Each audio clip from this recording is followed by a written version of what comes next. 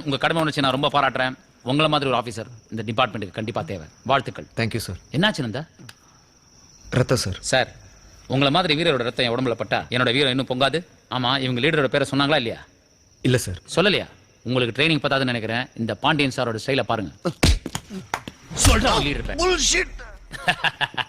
ஒரே பஞ்சில சொல்லிட்டான் பாத்தீங்களா? நோட் பண்ணி வச்சுக்கோங்க. சார், அவன் எருமஸ் ஆனன்னு சொல்றான் சார். யோ, ஒரு லீடர் எப்படியா எருமஸ் ஆனன்னு பேர் வச்சுக்க முடியும்? அப்போ உங்களை திட்டுறான் சார். திட்டின இவனுக்கு 2 பேரும் ஸ்டேஷன்ல வச்சு லாடம் கட்டலாம். அதெல்லாம் பத்திரமா எடுத்து வந்துருங்க. சார் சார், நீங்க தீவிரவாதிகள் 2 பேரை பிடிச்சதா தகவல் கிடைச்சது. அதான் உடனே வந்தோம். அந்த 2 பேர் இவங்க தான். இவங்க எந்த இயக்கத்தை சேர்ந்தவங்க சார்? அதெல்லாம் விசாரணையில தான் முடிவு பண்ணணும். சார், நீங்க இவங்களை எப்படி பிடிச்சீங்கன்னு தெரிஞ்சுக்கலாமா? நான் எங்க இவங்கள பிடிச்சேன்? என்னோட தமிழ்நாட்டு வீரன் தான் இவங்களை பிடிக்க வச்சது. செத்தாலும் பரவாயில்லன்னு உயிருக்கு துணிஞ்சு இவங்களோட சண்டை போட்டேன். இவங்களை பிடிச்சேன். நான் தனியால சண்டை போட்டு இவங்களை பிடிச்ச